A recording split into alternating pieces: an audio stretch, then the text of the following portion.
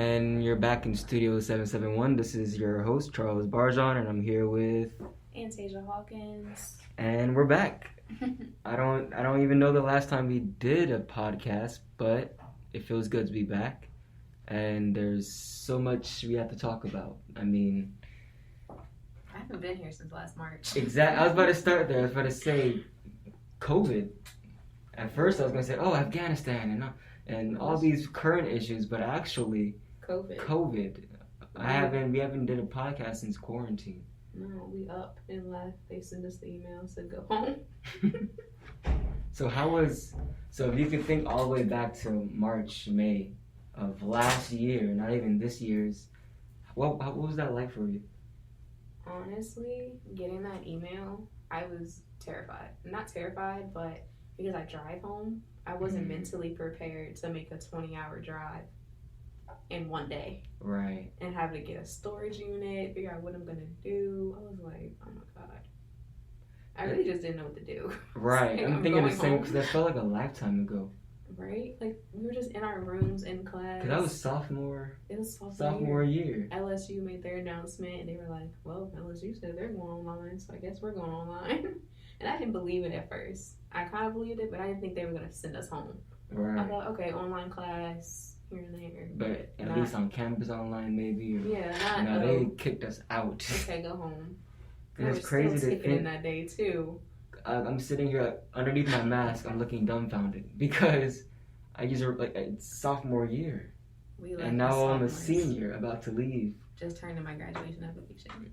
Like that's sad. It's sad. Honestly, it's sad, and it's also it represents perfectly or personifies this moment in time we're living in, because amidst this quarantine, we've also had a Black Lives Matter movement within quarantine and like protesting on the streets with masks on, and then politics get tied in. Like we had a president shift, changing president, which is crazy. Like wow. We had the insurrection. So what about the insurrection? So what are your opinions concerning like Black Lives Matter and the insurrection, but 2020 style? Because we had it in 2016. And it's like it had a rebirth and even though it's an everyday thing, Black people get killed every day. We just don't hear about it every day. I want to say that it's the day of the insurrection. When it comes to, by the way, guys, I am a YouTuber. That day, it was my filming day, so I did not touch my phone at all. Oh, wow. So I didn't look at my phone until 6 o'clock that afternoon. I turned on the news. I said, what's happening? Oh, no. I called my mom. I live in Maryland, too, guys. So that was just like, you didn't know what was happening? I really didn't until I got on the news that night. And I was just like, are you serious? I said, no way they're getting that close. No way they're inside. I didn't think it was going to happen, to be honest. I thought, they're just like outside. I feel like I seen a tweet or something. They're just kicking the walls. I pushed it to the side. Like, I didn't even think too much of it. So when I seen them like bum rushing the Capitol, like going inside, I was like, no, I had a complete opposite experience than you. I woke up and I was like getting my morning cup of coffee. And I look at the TV and see like, so they're taking the United States. Like this is I'm like, okay, they're inside now. Like it's crazy. Oh, do you know what they're doing this month? The people who, Oh, really? Okay. They did what they did. They're having a protest this month, and it's called Justice for January 6th.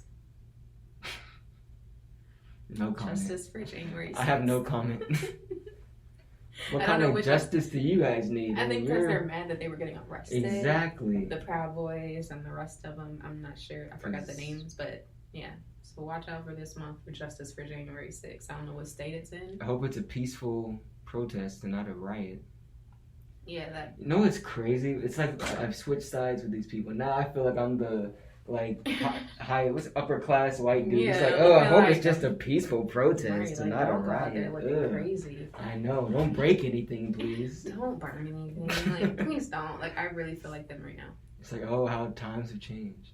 And it's crazy just because of how a lot of them got away with it. Exactly. And I know what, that's the sad part. Because even when the sides have changed and now I'm sitting here like, I hope you guys aren't violent. It's like now, even though you literally try to take your own country and had an insurrection, you still get away with it. Right. Only like a very few select few people have been caught by the FBI. And that's What's just that term called? We talked about it the other day, where police get off with things. Oh, the quantitative immunity? Yeah. Yeah. I feel like that comes into this a lot because of how easily they were able to protest. You didn't see the pepper spray. That's true. You seen a little bit of it when they were getting kind of frustrated. But no way, I'm going to be honest, no way Black Lives Matter protests could get inside the Capitol. Exactly. And they're on the steps all the way fully through without, like, the National Guard. It would have been a massacre. It would have been remembered as something different. Like the January 6th massacre. That's what it would have been called. Not just, the insurrection. And we would still probably be in the streets protesting. And people, I would probably be sitting in jail somewhere because I would have been like, what? Like, no. I would have been there. It's just sad. It is. I'm seeing it as not even a bifold, like a trifold phenomena. It was happening in 2021. It's about to be 2022. I feel like a lot has happened in like the past 4 years. Right. Because when did COVID start technically? 2019 or 2020? It started November-ish of 2019. That's when I feel like the first case was in the United States. It was the end of 2019. Wow, okay. Like they were reporting, like, oh, it's a new virus and everything, but it wasn't like. So we have a deadly virus on top of, then we had a political, I won't say war, but we had an election. It was around it, you know, war, Basically. And then now we have, but with the pandemic also as quarantine, the election, Black Lives Matter happens, insurrection, and then now. It's like, if you it's want to say quarantine. Now it's, again, for Louisiana at least, now it's the environmental disaster. And even the East Coast. Yeah, because New Jersey. The fact that it found its way up to New York and still did, like, hella damage. Climate change is real. Like, this isn't going to be. I don't know. Like, for people to not think it's real at this point, you're really just ignorant. It's going to happen every year. Not every year, every other year. I mean. I was really surprised. Like my family, we have to get they want to get a generac now on their house. What's a generac? So you have a generator, which is like portable. I just learned this in a hurricane. Like I guess it's a portable, generator. You can take it anywhere, fill it up with oil, gas, or cool. But a generac is something that's attached to your house, and that's like a permanent investment. Cool. So we want to get one of those because we're not doing this again. I'm not doing this again regardless. I'm going back home after I graduate. I think I'm good, Louisiana. Well, in my case, what I really didn't even know I was going to hit till that Friday when they emailed us, said evacuate. I was in the bookstore. They said evacuate. Campus is closed after 3 p.m. today. I called my mom. Oh, it was that Friday too? Yes, my mom called. I called her and I said, well, they're telling us to evacuate. She said, what are you going to do? Come home. And I said, I'm not paying $500 just to go home. I'm not.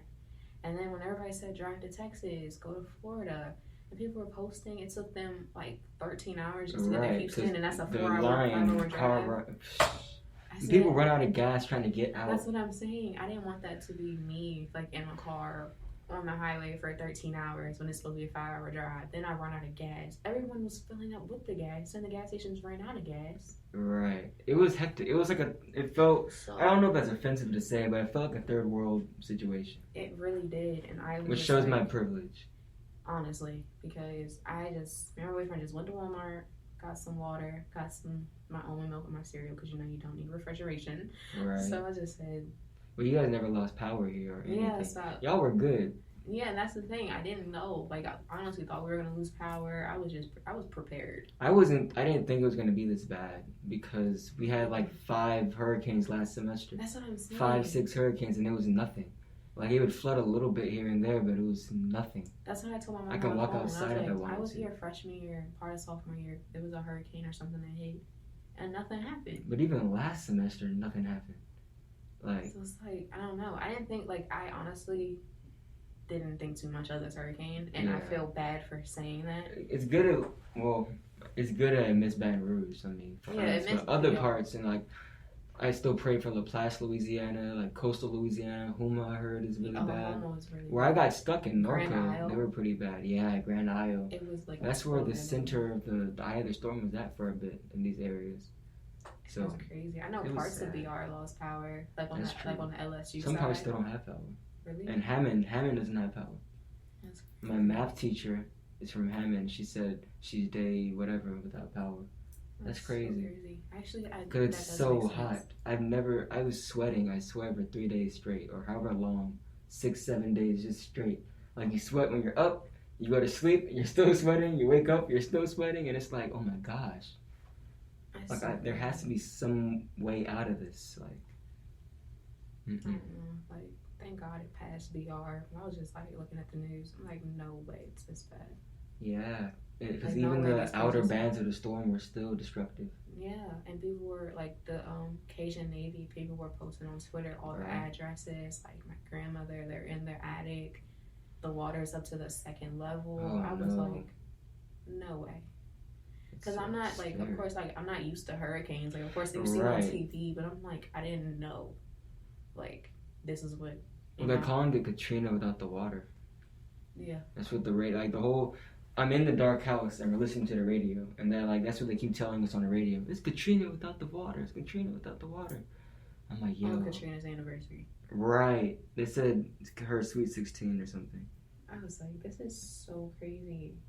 And I'm in here freaking out, like, okay. And I'm like, oh, I'm not gonna God. lie. I was telling myself, so you just had to go to school in Louisiana, Charles. That's what I was telling My myself. mom told me that on the phone. She was like, you were so pressed to go back to Louisiana. I was Right. like, it's my senior year. And I'm just like, I'll get through it. She said, you're right.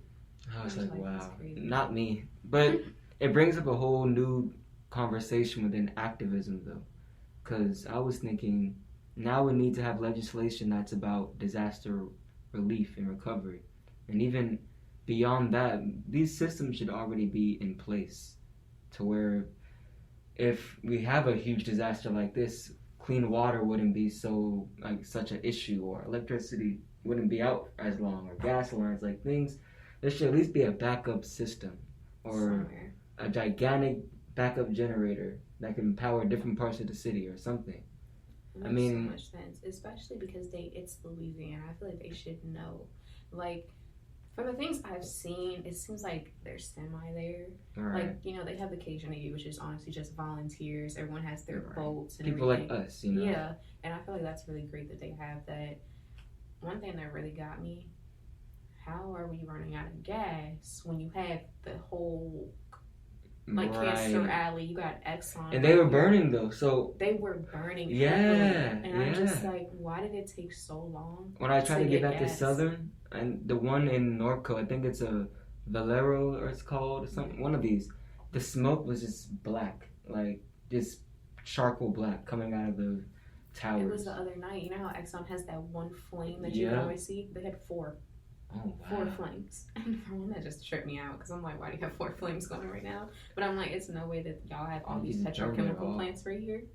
And it took that long for gas. It probably felt so good for them though, because the skies are overcast already. They can release all they want into the atmosphere, and no one can say anything because the power lines are down Yeah. and the internet's down. So. But like going into that part, how like New Orleans is still out of electricity right now.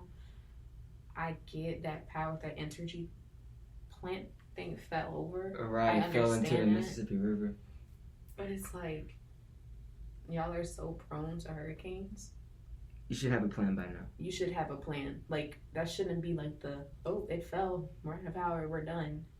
Like, You and know? I rather we have those type of things than more and more concrete walls and levees, and just like our levees. Yes, we need to improve them. To be honest, because a couple of them broke. I think I heard, or at least one broke. So we probably do need a infrastructure improvement project, but also just those backup support systems for basic living. Like, and if you have an electric stove, you need to get a gas stove. And like, if you can, you need a gas stove, because if you had an all electric house, you couldn't eat. Like, I was lucky enough that my grandparents had gas stoves, so we can warm up our food that we already had before the power went out, and then cook food.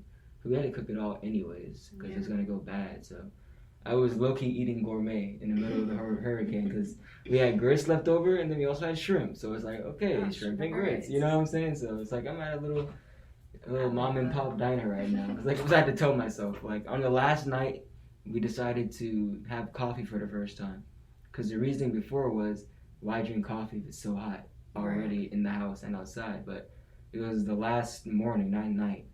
And we're like, yeah, let's just do it. It's good for good for our mind. Like I told my grandmother, I said, no, it's good for our mental look.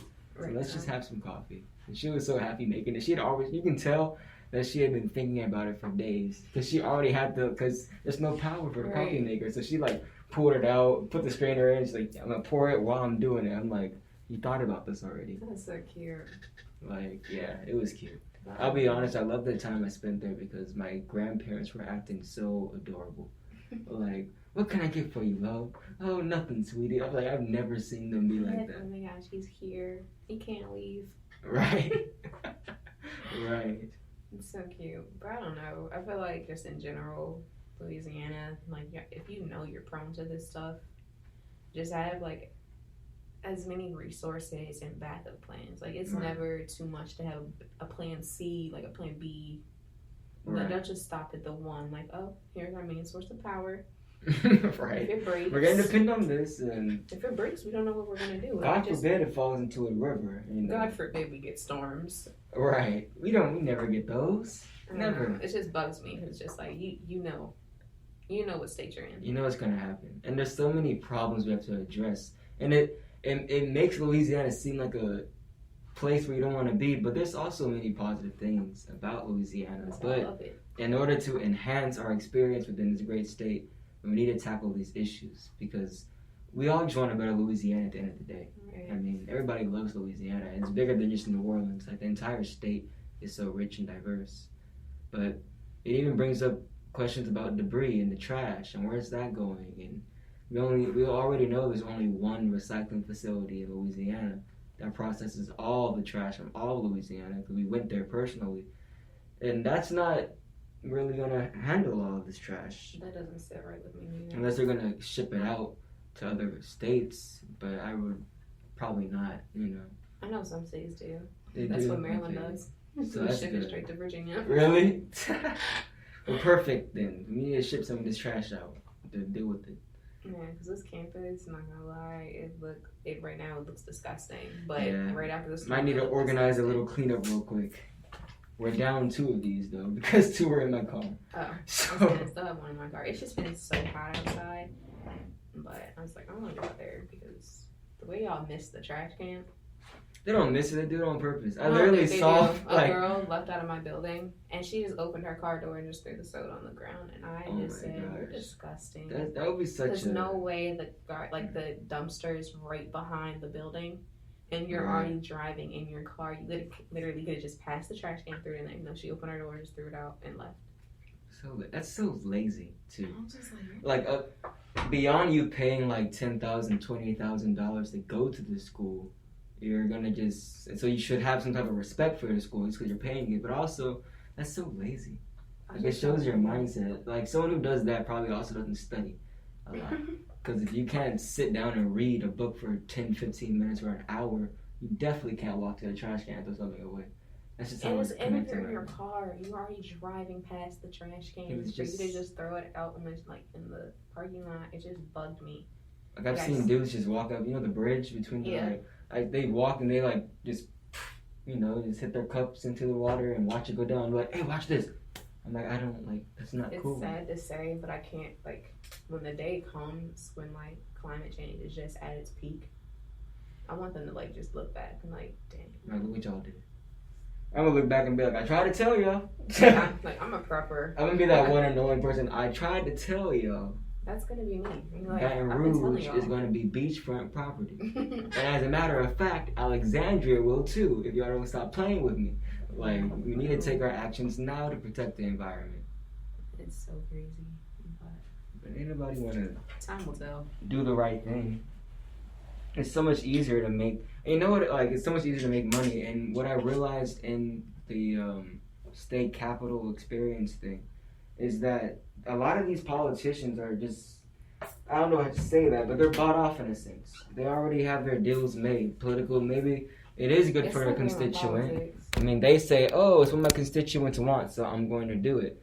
I can respect you, I guess, because that's the appropriate thing to say. Mm-hmm. But it's not good for your constituents. No, it's not. It's good for their it's good for money. It's good maybe if you want more money in your city, so you invite this company and that's gonna desecrate the land. But what about the health and well-being of your city and your constituents? It's really just a game of politics, and it sucks to say that I want to go into this game, but I'll vote for you. it's really just the game of politics. You literally it's everyone is just like, you're doing favors. It's really just favors for your friends. Honestly. With like a pay stub at the end. Honestly, that's why I don't want to. Like, oh, you did I this can for see me, the road to politics. Like, you did this for me last election. Like, Right, so I'm gonna do this for you now. Yeah, but I got you, like, in 2 weeks when I need this done. Right. I just need you to say and this on that's stage. what I liked about it too, lobbying. Because I did a lot of lobbying, and it's really just about talking to people. Like, if you're shy, you can't be in politics. I'm a very shy person. I go into Capitol, I gotta, like, snap out of it. I have to, especially if I want to get a bill passed. Like, for example, I was on the team that did the decriminalization of marijuana within Louisiana up to, what was it, like 15 grams or something like that. Or I forget what it was, not 15 grams, 15 something. But the point was, in order to get that bill pushed through and passed, we had to talk to many, many, many people. So, like, anytime a hearing or a meeting is about to end, boom, you're on it again, talking to all the politicians in the room, like, before they can get up out of their chair. Hey, da-da-da-da-da-da, hey, da-da-da, and you talk to them, but what happens is eventually they become, like, your friend to say. So now they want to help out their friend from Louisiana Progress or from Smile, Louisiana, or what are some of the Sierra Club or Progress, all these different, or it's another one that's like a lot of old people, and respectable old people. I'm not calling y'all old just to call you old, like wise people. Together Louisiana is what it's called, and they do a lot of meetings with the governor itself. But my point is, the lobbyists really get the job done. It is. And that's like the line I might draw in my political career. I don't think I can be an actual politician. I've lobbied once, and it was for animal rights in Maryland. Yeah, I don't think I can do, the whole politics thing, though. It depends for me. Like, I don't know how far I want to go. You but want I to be president and teacher? Oh, never. Because I'm not trying to get bought off. But you say that now. It's like 20 years later. Wait a second. I know her. I mean, I do want my name to be in rooms that I haven't been in yet, and I do want that. I want that. So, Speaker of the House. I could go that far. Okay. I could probably go that far. I want to be like. I'm not gonna say this like I don't want to be a Nancy Pelosi, but I want y'all to hear my name and just know me and know what I'm capable of, or or give me like an AOC type thing, like. Like I'm a little nervous to speak to her. Like that's what I want. So this is somebody I gotta get in good with. Yeah, I want to like, progress. and she's a lawyer. Right. Like that part. That's the part you should really be scared of. You can't outsmart me for now. But I'm gonna get there. I can see that. Scary. Speaker of the House. I can see. I don't know how far. Yeah, I might draw out a lobbyist or like a representative, and that's it. I don't think I can go Senate. And that's a little more. You know what I could do? I thought I would do like an ambassador. Yeah, honestly. I would do that. Like a foreign country and live there or something. Like the Ethiopian ambassador to the United States. Y'all have their they have embassy row in DC. That's true. So like I can honestly just work there. It's honestly just like whatever I apply for. Honestly, as long as like you believe in yourself. Yeah. But to bring it back, or what's it called? To reel it back in, or whatever people say on the radio. I don't do the radio. I think it's real. You know what I'm saying? To reel it in. But like, so we went through all these different phases of it, and then we get to Afghanistan. Like, this is the one that we're living in now, even though we're living in all of them. It's the most active. But it's the most, yeah. And this is the one, but to be honest, it felt like it just happened out of nowhere. It did, because I didn't know what was happening. I don't have a TV anymore. I don't watch TV. I don't have it set up in my apartment anymore. So I really don't watch the news. Yeah, I just get, I'm subscribed to Washington Post, so I just get like the updates when it comes through. And it just happened out of nowhere. Honestly. At the same time when Hurricane Ida was about to hit. Yeah, I didn't know what was happening. All I seen was troops being pulled out of Afghanistan. I said, huh? Right. But what do you mean? Right. It's not funny, but I really just didn't know. Like, I've been so out of touch because so many things are happening. I really try to, like, step back and not look too much at the news or what's going on. Because I'm like, I want to have time to just enjoy the moment that I'm in right now. Right. And that's kind of like, not to say selfish or like, I'm just not trying to be But it's true. I mean, look how much people have been going through. Yeah, it's like, just like everybody's been suffering. Hurricane, like Corona. I want to enjoy the moment I'm in right now. Right. But that's understandable because it's been tough and I have mixed feelings about Afghanistan. At first, my first initial thought I think was, oh wow, like peace, like oh my god, a war just ended, like this is brilliant. But then after a while, I was like, wait a second. I was like, but this is the Taliban we're talking about. And then I watched this video and it was saying they're like, oh yeah, girls can go to school. Yeah, they're gonna go to school, but it's gonna be religious education. And I was like, oh man. I don't like that. I was like, I don't think that's fair. I hate that. And a lot of my, I guess to say like my Orthodox friends would probably disagree with me. So a lot of them probably would agree, like, oh yeah, religious education. But the point is, you're only making girls go to religious education. When I'm gonna assume boys can go study math and science and be whatever they want to be, and that's just not right. I hate that for them. That's not right at all. Me, in terms of war in general, I truly don't like it. Like, I understand the point of it. I mean, and like to a certain extent, but I'm like really an empath. Like, I'm really emotional. Right. Shout out to the people that are in the military that can do this, but I can't see myself or put myself to go over there and bomb a city and I see like the kids dying on the ground. I can't do that. Right. I don't see the point in it. And then for this, like, y'all been there 20 years. Cool. Like, 20 years. I'm 20 years old. And I turned 21 in like a week or two. That's just to put that in perspective. Like, it's my life. It's like, it's been going on for so long, and like, I get it. So like, rest in peace to every person in the armed forces that lost their life in this fight. Yeah, and those 13 people who recently just died. Who died in Kabul. Yeah, and that's another. Do you have any thoughts like on the whole airport situation? Have you heard about that? I've seen it, and it really hurt my heart because you can see those people really trying to leave. Hanging onto the plane. I seen a video of them on the plane leaving, like the actual like inside. I forgot. I don't know what branch he was in. He was holding a baby. Some woman gave him her baby, like newborn and all. He was just rocking the baby to sleep. The baby. And I was just like, that really made me cry because I'm just like, this is so crazy. Like, people were hanging off the plane trying to leave, and it's just like, that's how bad it is. And it really makes me like think like I take this life I have for granted because it's like, no way that I would try to get on top of a plane to leave because that's how bad my situation is right now. Right, because it's not that. It's bad here, but it's not that bad. Yeah, you know that bad to where it's like I gotta get on a plane and fly to the UK or something. That's what I'm saying. Or Canada, like it's America. I don't know.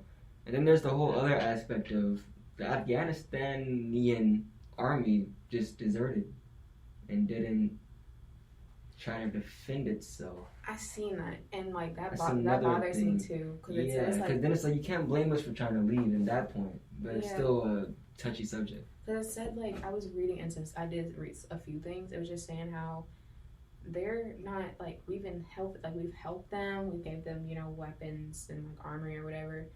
But they're still just not there to the point that they can fight off the Taliban. Right. I think Biden said something along the lines of, like, they don't have the willpower to do it. Biden was, I'm not going to lie, Biden got pretty gangster with that speech he gave after he withdrew. Yeah, and he was like, nah, hold up, y'all got me messed up. That's what Biden said. You got me messed up. Because to be honest, I mean, like I talked to some of our like mutual friends, and they expressed that they feel that, what was it? I just had it. It was such a good dramatic build-up too. But it's pretty much they feel Biden shouldn't have needed to honor Donald Trump's agreement to let the troops out of Afghanistan. Because Trump agreed and made a decision with Taliban, not Afghanistan, that they'd leave. And Biden said, I'm going to honor this decision that we made. But somebody that we know, I won't just say their names, I don't know how they feel about it. But they were saying, like, I don't think, we didn't elect you to follow through with Trump era policy, but at the same time, I mean, honestly, policy's policy. You kind of have policy is to policy. fulfill If certain you things. did it, like, I don't know how to word this, but what you just said, what did it matter if Trump already agreed to it? If Biden did it on his own, would this make this any better? Right. Like, what is your feelings about the situation at hand and whole? You know what I'm saying? Like, does it matter who signed off on it, who agreed to it? Right. Like, if you hate it, you hate it. Okay, then you can be mad at who, did it. But if it's, you don't see nothing wrong with it, then it's like, who cares? Right. Who cares if Biden did it, Trump did it, or Biden's, like, agreeing with Trump? Just because Trump got out and he did, he just wasn't it for our country.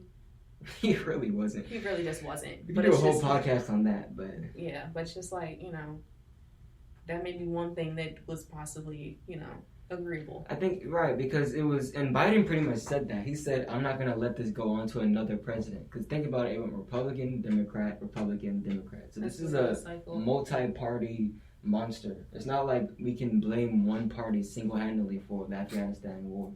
I say, once again, it's been 20 years. Right. 20, so it's really just like, you gotta go with the flow at this point. Because I don't know what's going to happen. I did see, what was it? What I read earlier. Basically, okay, so it is going into the anniversary of September 11th. Right. Which is crazy, for one. Which is just tomorrow, right? It's tomorrow. Yeah, wow. So it says the Taliban, what website? This is the Wall Street Journal. The Taliban declared restoration of their Islamic emirate days before the 20th anniversary of September 11th. The new government places a card-hoard line of leaders in top position, which excludes women and members of the Shiite minority, belying its earlier assurances that it would be representative of all Afghans. So it's just like, they're celebrating. They're like, sorry, women, not today.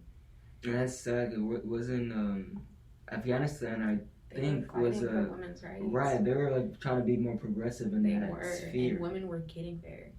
Like, and then they step in and take it all away. It's really like peace to the Middle East. It shows how fragile our daily lifestyle practices are. Mm-hmm. I think above that, Donald Trump kind of exemplified that as well. All it takes is one radical leader or oligarchy to really swift and sway the way we live. Literally. Because we're not as extreme as Afghanistan, but Donald Trump revealed some attitudes in people. They have, and what you just said makes so much, like, it's true, because the one person or few people of one, organization or side can decide what happens in someone's life. I know this doesn't have nothing to do with Afghanistan, but it kind of does. Women's rights. This abortion bill. Yeah, in Texas, that was so... I'm glad you brought that up.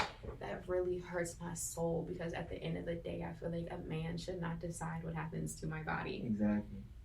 And it's a bunch just of like old men, just like making old ways of thought. In an office, telling me that if we're wanting, like, I want to get like in detail really quick.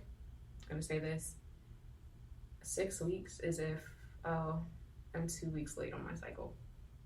2 weeks, and a lot of people, for women, it's like, some people notice, some people don't. Sometimes it's irregular, sometimes it's normal, so you really don't know. 2 weeks. Right. Sometimes that's just like, okay, it's just, what if I didn't know? But on the 15th day, I find out. Right. Now what? And that doesn't sit right with me. And then they put in detail with this ban. You cannot, this doesn't apply, like, this also applies to if it's an incest baby. Or if you're raped, you still have to have a baby. Really? Yeah. So they don't care, and I'm just they don't like, think you want me to that have far. a baby? And a lot of it has to go back to religion. And I get it. But even in religion, I don't feel like that's valid, because to me, like, and I'm an Orthodox Christian, so that's just ultra. They tend to be more conservative. Yeah. So, but I still have a progressive mindset in that we have a freedom of choice, and so they're pretty much arguing, oh, it's in the Bible, you shouldn't take life, you shouldn't do this, that. I said, okay, but God, in my opinion, also gave a certain freedom of choice and free will to his creation. So, like, how are you then going to try and put slavery into somebody else's way of life. I mean, if someone wants to choose to live a certain way, let them live a certain way. That part bugs me too, because different understandings of the Bible, right? That's what comes into play, and it's just, in my opinion, I thought it was every sin is equal. Like no sin is greater than the next. So what's the difference between like you drinking all day long and you're an alcoholic and me getting an abortion? Like it's both a sin if you want to make this religious, you know? Everybody lives in a glass house. Who's gonna throw this stone? You know what I'm saying? So it's like how are you gonna tell me my sin is worse than yours? You know what I'm saying? If you want to make this a religious deal. But I just don't like it. Because you shouldn't tell me what I can and cannot do as a woman. Right. If it's like, if you really want to get into it, someone needs to get in office and I can tell a man what to do because they're not going to like that.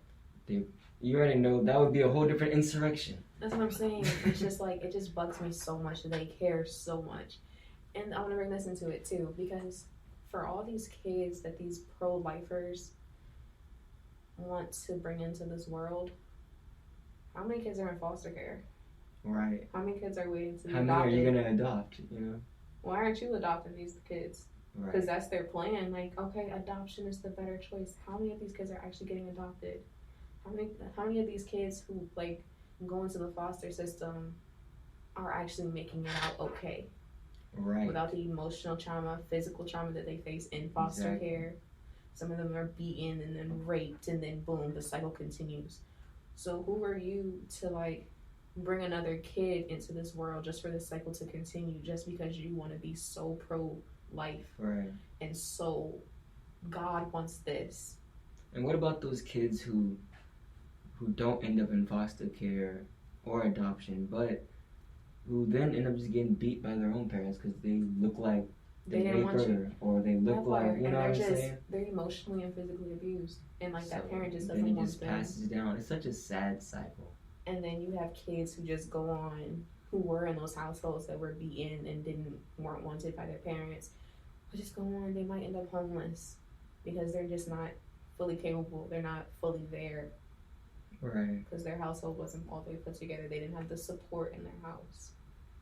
So that's why it's all back to these pro-lifers in a way. Like, why? Like, you see the grand scale of things. You're just looking at this 1 second that, just have the baby. We'll figure out what happens afterwards. That's how I feel about popular culture these days. I feel like we're such a sporadic generation. You know what I mean? Like, because of social media, I feel like we see time in frames only. Even though that's like in a movie, yeah, it's in frames. But I'm saying we don't see the global perspective or like the chain reaction of what's going to happen because of this one single thing. Like, I feel like we tend to only focus on the present, but we never consider the past and the history that's formed the present, and we never think about what's going to happen immediately the second after something gets passed. Because in theory, oh yeah, this sounds cool. Yeah, let's respect this and that. But at the same time, what is that going to lead to?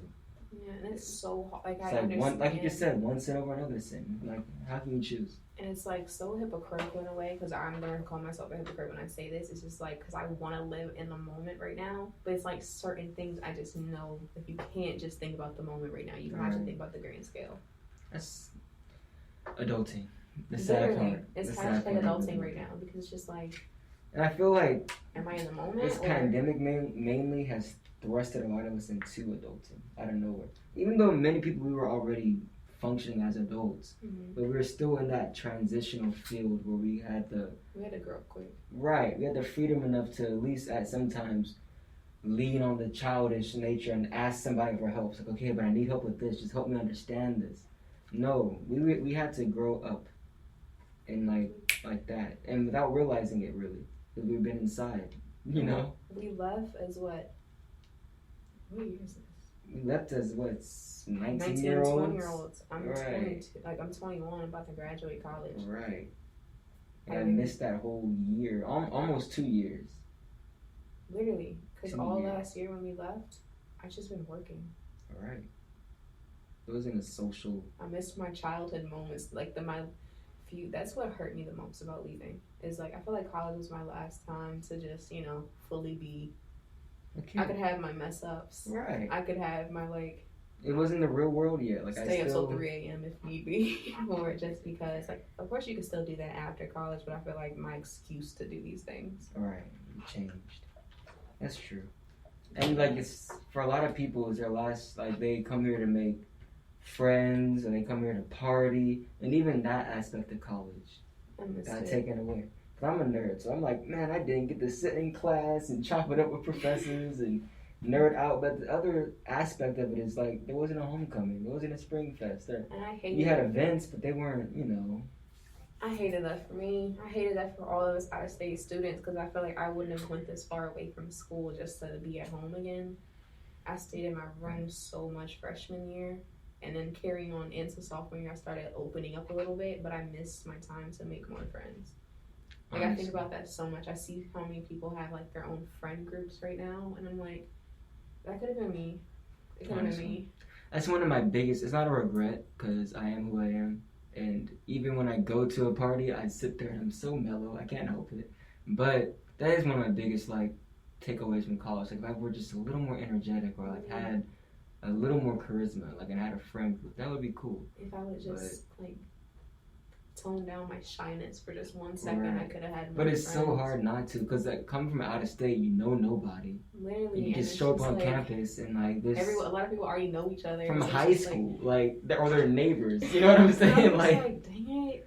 Like, me over here in this corner, like, am I going to do this? Is my, like, minuscule anxiety going to come through? Like, please like me. Please like me as a person. That's like, how are I you gonna, felt. like, don't judge me. Like, I'm just really nervous. Like, I'm not a social person. But right. Can I just have friends?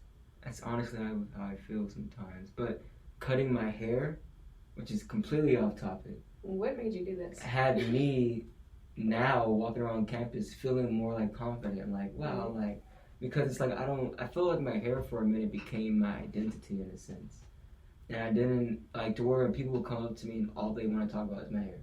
And it's like, I'm not my hair. Like, I'm really a person, guys. You know what I'm saying? Like, the cutting it, it's like I feel free. Like, wow, look at this. Like, but I don't like this whole aspect of having to pay someone to cut my hair. I haven't done that in years. So I may have to do something else really quick. I feel you, though. Start growing dreads again or something. No, I won't do that. That's nice, though. I was really shook when I seen him on Instagram. I was like, let Charles cut his hair. Most people walk right by me, and then they'll, like, backtrack and be like, wait a second. Charles? I'm like, oh, yeah, hey, yeah, that's me. In case you forgot. But thank you for tuning in to Studio 771. Remember to come out this weekend. Actually, we have an event this weekend for 771. It's about Hurricane Ida. I'm trying to get to the actual link myself. Stories after Ida: Why Building Back is the Only Option. Hosted by Sierra Club. 771 Alliance will be on as co-hosts, and our advisor Angel, I believe, will be the MC. Just come out on Sunday. Also stay safe this Saturday at the home games.